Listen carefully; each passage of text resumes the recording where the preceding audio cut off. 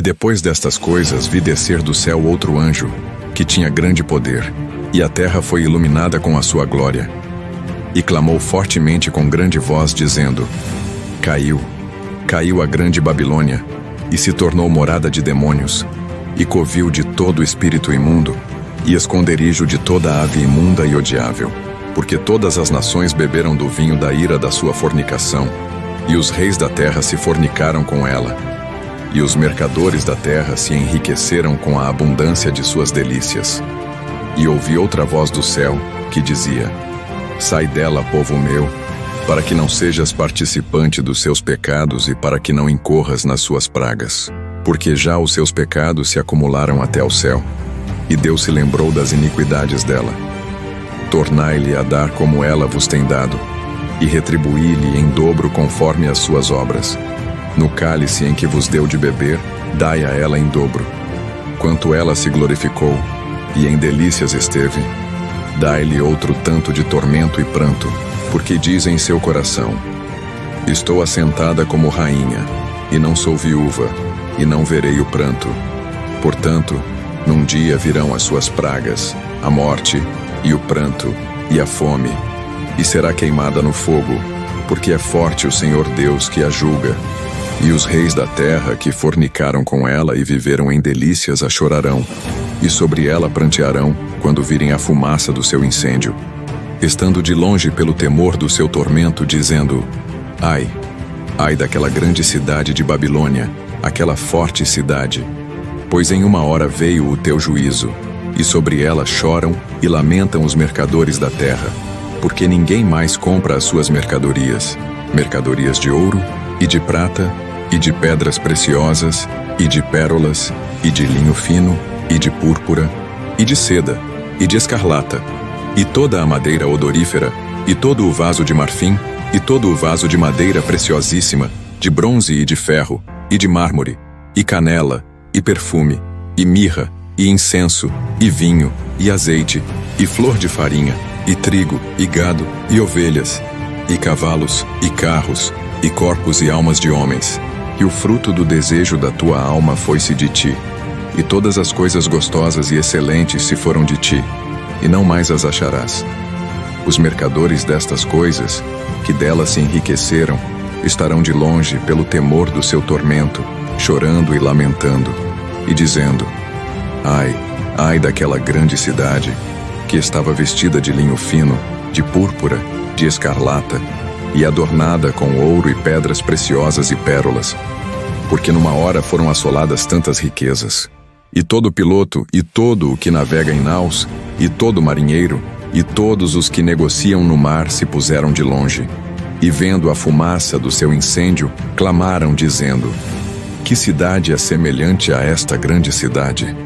E lançaram pó sobre as suas cabeças, e clamaram chorando, e lamentando, e dizendo: Ai, ai daquela grande cidade, na qual todos os que tinham naus no mar se enriqueceram em razão da sua opulência, porque numa hora foi assolada. Alegra-te sobre ela, ó céu, e vós, santos apóstolos e profetas, porque já Deus julgou a vossa causa quanto a ela. E um forte anjo levantou uma pedra como uma grande mó, e lançou-a no mar, dizendo: Com igual ímpeto será lançada a Babilônia, aquela grande cidade, e não será jamais achada. E em ti não se ouvirá mais a voz de arpistas e de músicos e de flautistas e de trombeteiros, e nenhum artífice de arte alguma se achará mais em ti. E ruído de mó em ti não se ouvirá mais. E luz de candeia não mais luzirá em ti. E voz de esposo e de esposa não mais em ti se ouvirá. Porque os teus mercadores eram os grandes da terra. Porque todas as nações foram enganadas pelas tuas feitiçarias, e nela se achou o sangue dos profetas e dos santos, e de todos os que foram mortos na terra. Apocalipse 18, 24. Bem-vindos a mais esta nossa análise aprofundada. Hoje, pessoal, a gente vai mergulhar num material assim bem denso, bem visual. É um trecho de um vídeo do YouTube, lá do canal A Linha do Mistério. O vídeo destrincha o capítulo 18 do Apocalipse. E o nosso objetivo aqui é tentar entender como essa fonte, esse vídeo, interpreta a queda da chamada Grande Babilônia, sabe? explorando as imagens fortes, a narrativa que eles apresentam. E olha, a coisa já começa com impacto, com a imagem de um anjo descendo dos céus, assim, com muito poder. Exatamente. Essa abertura é chave, né? Porque ela já estabelece o tom, um tom meio cósmico, e a autoridade divina, que, segundo essa análise que a gente está seguindo, permeia o capítulo todo. A fonte descreve esse anjo não só como poderoso, mas como alguém cuja glória ilumina a terra inteira. Isso antes mesmo dele falar sobre Babilônia. E é importante lembrar, né? A fonte provavelmente ressalta isso, a gente está lidando com linguagem apocalíptica. O objetivo aqui não é tipo um relato jornalístico, é usar símbolos, imagens grandiosas para passar verdades teológicas sobre poder, julgamento, a soberania divina. Certo. Ter essa lente da linguagem apocalíptica em mente desde o começo ajuda, né? Ajuda a calibrar a nossa compreensão. Então, esse anjo glorioso, ele anuncia de forma bem forte. Caiu a grande Babilônia. A fonte deixa claro que o destino está selado. Mas o ponto principal, eu imagino, é por que ela caiu. Quais são as razões assim, fundamentais que a análise do vídeo destaca para justificar essa queda tão dramática? Olha, a interpretação que a fonte traz vai direto ao ponto. O texto bíblico descreve a cidade como tendo se tornado morada de demônios. Covil de todo espírito imundo e esconderijo de toda ave imunda e odiável. A análise do vídeo, imagino, enfatiza que isso não é só uma descrição, tipo, pitoresca. É um diagnóstico de uma corrupção espiritual e moral muito profunda, sabe? Uma inversão total do que seria sagrado. E o que é fascinante nessa leitura é como essa corrupção interna, ela transborda, afeta o mundo todo. O texto diz que todas as nações beberam do vinho da ira da sua fornicação, reis se fornicaram com ela, mercadores se enriqueceram com a abundância de suas delícias. A fonte argumenta que, eu acho, que essa fornicação tem que ser entendida simbolicamente, né? Representa alianças políticas, econômicas que são ilícitas. Uma idolatria do poder, da riqueza, que acaba comprometendo a integridade espiritual. A análise conecta diretamente essa decadência moral com a influência econômica e política da Babilônia. Não são coisas separadas. Uma alimenta a outra. Essa conexão entre corrupção espiritual, poder político e ganância econômica como um sistema todo interligado é um ponto forte mesmo. Faz todo sentido que, logo depois dessa denúncia, surja outra voz do céu. O que essa segunda voz acrescenta? Qual o recado dela, segundo a fonte? Então, essa segunda voz traz um chamado urgente bem pessoal. Sai dela, povo meu. A análise que a gente está seguindo, com certeza, destaca o propósito claro disso. Não participar dos pecados de Babilônia para não ser atingido pelas pragas dela. É um chamado para separação ética e espiritual. Uma recusa em compactuar com um sistema que está prestes a ser julgado. Não é só fugir fisicamente, é se desvincular moralmente, sabe? E a justificativa para essa urgência é poderosa. A ideia de que os pecados dela se acumularam até o céu e que Deus se lembrou das iniquidades dela. Isso passa uma sensação de limite, né? De que a conta finalmente chegou. Como a fonte explora essa noção de ponto sem retorno? Exatamente. A imagem dessa acumulação até o céu sugere que a paciência divina, pelo menos da perspectiva do texto, tem um limite. A análise provavelmente interpreta isso como um clímax de injustiça, de rebelião, que torna o julgamento inevitável. E esse julgamento é apresentado como uma retribuição na mesma medida, até em dobro, segundo as obras. A fonte ressalta o contraste gritante entre a autoimagem da Babilônia, a arrogância, o luxo, a sensação de invulnerabilidade dela, estou assentada como rainha, não verei o pranto, ela pensa, e a realidade do juízo que está vindo, tormento e pranto. A soberba precede a queda, literalmente, na narrativa. E a velocidade com que tudo desmorona é algo que salta aos olhos no texto. A fonte menciona: num dia virão as suas pragas, a morte, o pranto e a fome, e ela sendo queimada no fogo. Qual o significado que a análise atribui a essa rapidez toda, essa destruição quase instantânea? Essa rapidez é um elemento retórico crucial aqui. A interpretação da fonte deve apontar que essa velocidade, num dia, numa hora, serve para sublinhar duas coisas. Primeiro, a fragilidade de todo aquele poder e riqueza que pareciam tão sólidos, e segundo, a força decisiva do julgamento divino. Como o próprio texto diz, porque forte o Senhor Deus que a julga. Não tem espaço para negociar, para reverter. A desolação súbita enfatiza a autoridade absoluta por trás do ato. Entendido. Isso nos leva, então, à reação daqueles que mais se beneficiavam desse sistema babilônico. Como a fonte descreve o lamento dos reis da terra? Aqueles que, segundo o texto, viveram em delícias com ela. A reação deles, conforme a análise apresentada, é complexa. Existe um choque genuíno, um lamento, chorarão e prantearão. Eles reconhecem a grandeza que foi perdida, grande cidade Babilônia, aquela forte cidade. No entanto, tem um detalhe bem significativo que a fonte deve explorar. Eles observam tudo de longe, motivados pelo temor do seu tormento. Quer dizer, o lamento deles não parece vir de uma empatia profunda, sabe? Parece mais ligado à perda do próprio status, do privilégio, misturado com um medo que paralisa, medo do poder que causou a destruição. Eles se distanciam para não serem engolidos pelo mesmo juízo. É uma observação interessante essa distância cheia de medo. E o lamento não fica só nos círculos políticos, né? A esfera econômica, os mercadores da terra, também reage de forma bem desesperada, segundo a fonte, certo? Sim, e a reação deles talvez seja ainda mais visceral, porque a fonte da riqueza deles desapareceu, assim, abruptamente. A análise do vídeo com certeza se aprofunda nisso. Eles choram e lamentam porque ninguém mais compra suas mercadorias. O colapso da Babilônia é o colapso do mercado global que ela sustentava. A dor deles é explicitamente econômica. E é nesse ponto que a fonte, seguindo o texto bíblico, nos apresenta aquela lista impressionante de mercadorias. É quase um catálogo do mundo antigo. Mas imagino que a análise do vídeo veja mais do que só um inventário ali. O que essa lista revela sobre a Babilônia na interpretação que a gente está discutindo? Com certeza. Essa lista é um dos pontos altos da crítica do capítulo, e a análise da fonte deve explorar isso a fundo. Não é só uma enumeração, não. É um retrato bem detalhado da opulência, do luxo desenfreado, da extensão do poder comercial de Babilônia.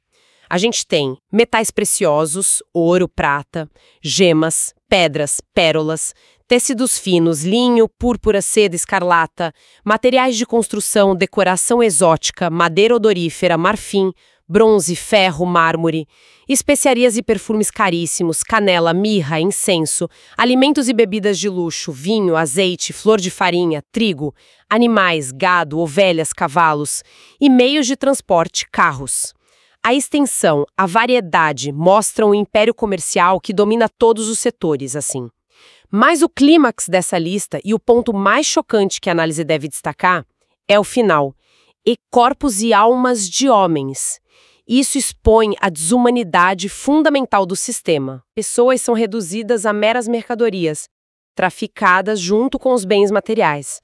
A fonte provavelmente argumenta que essa lista não está celebrando a riqueza. Ela está denunciando essa riqueza como excessiva, idólatra e construída sobre a exploração, inclusive humana.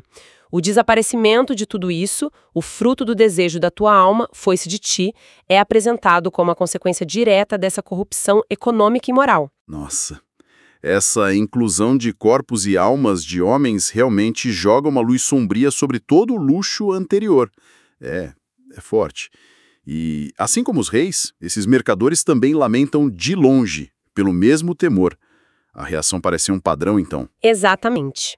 A fonte mostra que eles também se mantêm à distância, horrorizados com a rapidez da perda. Ai, ai daquela grande cidade, porque numa hora foram assoladas tantas riquezas. Eles relembram a aparência externa da cidade, vestida de materiais nobres, adornada com preciosidades, mas agora tudo se foi. O lamento deles é pela perda financeira catastrófica, e o medo os impede de chegar perto das ruínas fumegantes.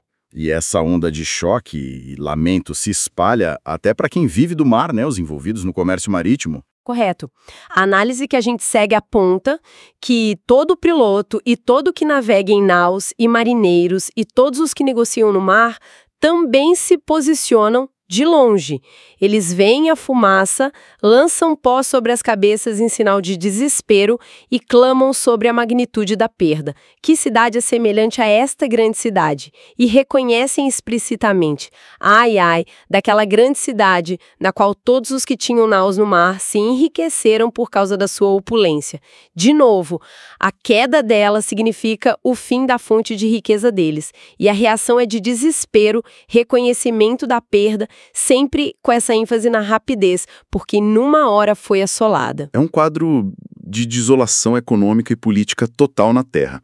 Mas aí a fonte nos direciona para uma perspectiva completamente diferente no céu. Como é que se dá essa virada? É uma inversão dramática de perspectiva, sim. E a fonte deve dar bastante peso a isso. Enquanto a Terra lamenta a perda de poder, de riqueza, no céu há um chamado explícito para a alegria. Alegra-te sobre ela, ó céu, e vós santos apóstolos e profetas. E por quê? Porque já Deus julgou a vossa causa quanto a ela. A análise provavelmente interpreta isso não como uma alegria sádica pela destruição, mas como a celebração da justiça finalmente sendo feita. É a vindicação daqueles que foram oprimidos, perseguidos pelo sistema que Babilônia representa. O que é tragédia para os exploradores é justiça para os explorados, né? Pelo menos na ótica celestial que é apresentada. Essa dualidade de perspectivas é muito forte mesmo. E para selar o destino da Babilônia, a fonte descreve um ato simbólico final que parece não deixar nenhuma dúvida sobre a irreversibilidade da queda. Sim, é uma imagem poderosa e definitiva. Um forte anjo levanta uma pedra como uma grande mó, uma pedra de moinho, imensa, pesadíssima e a arremessa no mar. A análise que a gente segue, com certeza, enfatiza o simbolismo autoexplicativo porque o próprio anjo declara: com igual ímpeto será lançada a Babilônia, aquela grande cidade, e não será jamais achada. O ato de jogar algo tão pesado no mar significa desaparecimento completo, sem chance de recuperação. É a representação visual da finalidade absoluta do julgamento. E a descrição que vem em seguida na fonte, baseada no texto, reforça essa ideia de apagamento total. O que exatamente cessa de existir na Babilônia? É um silêncio que parece engolir tudo. Olha, a lista do que não vai ser mais encontrado ou ouvido é extensa e cobre todas as dimensões da vida urbana, cultural, social. A interpretação da fonte deve mostrar como isso cria uma imagem de vazio absoluto. Acaba a música, sem arpistas, músicos, flautistas, trombeteiros. Acaba a atividade produtiva, sem artesãos, sem o barulho da mó. Acaba a iluminação, sem luz de candeia. Acabam as relações sociais básicas, sem voz de esposo e de esposa. É como se a própria pulsação da vida fosse extinta, sabe? A cidade, que era o centro vibrante do mundo, se torna um vácuo silencioso e escuro. É uma imagem desoladora mesmo. E ao final, a fonte recapitula as acusações que justificam essa aniquilação total. Quais são os pontos finais que selam o caso contra a Babilônia, por assim dizer? Sim, o texto, como apresentado na análise, oferece um resumo das acusações finais. Primeiro, o poder econômico excessivo, orgulhoso. Os mercadores dela eram os grandes da terra. Segundo, sua influência corruptora global. Todas as nações foram enganadas pelas tuas feitiçarias. Isso provavelmente é interpretado como sedução materialista ideológica. E por último, a acusação mais grave, a de ser responsável pela violência e perseguição religiosa. Nela se achou o sangue dos profetas e dos santos e de todos os que foram mortos na terra. Essa última acusação a posiciona como o arqui-inimigo do povo de Deus e de todos os justos, né? Tornando o julgamento dela, dentro da lógica do texto, uma questão de justiça cósmica. Bom, Recapitulando então essa nossa exploração a partir da perspectiva do vídeo A Linha do Mistério, a gente mergulhou na interpretação de Apocalipse 18, vimos a queda da Grande Babilônia não só como um evento, mas como consequência direta de um sistema baseado em corrupção espiritual, idolatria do poder e da riqueza, orgulho, exploração global. A análise destacou bem a interconexão disso tudo. Vimos também o contraste marcante entre o lamento aterrorizado dos poderosos e ricos da terra, que perdem sua fonte de status, e a celebração da justiça divina no céu. A rapidez e a finalidade da destruição são enfatizadas como prova da fragilidade do poder mundano e da força do julgamento divino. E aquela lista de mercadorias, culminando em corpos e almas de homens, serviu como uma denúncia bem contundente do materialismo desumanizador. Exato. Se a gente conectar isso a um quadro mais amplo, a análise que seguimos sobre Apocalipse 18 oferece um estudo de caso fascinante sobre a retórica apocalíptica. As imagens são extremas, a linguagem é simbólica, mas o objetivo parece claro: criticar ferozmente sistemas de poder que se consideram absolutos, sabe? Que se baseiam na opulência material, na injustiça social e que se opõem ao divino. A fonte nos ajuda a ver como essa narrativa antiga constrói um argumento sobre a inevitabilidade do colapso de sistemas assim, contrastando a transitoriedade do poder terreno com a permanência do juízo e da justiça divinos. A descrição detalhada do comércio, por exemplo, não é acidental. Na interpretação apresentada, ela serve para mostrar o alcance global e a natureza materialista daquilo que está sendo julgado. A queda da Babilônia, portanto, não é só um evento localizado, mas o colapso de um sistema mundial baseado nesses valores considerados corruptos pelo texto. Muito bem, para finalizar nossa conversa de hoje, baseada nesta análise específica de Apocalipse 18, fica aqui uma provocação para quem nos ouve pensar um pouco. O texto, conforme interpretado pela fonte que a gente explorou, foca intensamente no materialismo, na concentração de poder, na sedução global que esse poder exerce, e no julgamento divino como resposta. Que ressonâncias, ou talvez que desconfortos, essa narrativa simbólica antiga ainda provoca ao ser lida hoje? Em que medida as dinâmicas de poder, riqueza e influência global, descritas simbolicamente como Babilônia, encontram ecos em diferentes épocas, ou mesmo no nosso próprio tempo? É algo que vale a pena refletir, né? Sobre como esses temas continuam a desafiar e a gerar interpretações ao longo dos séculos.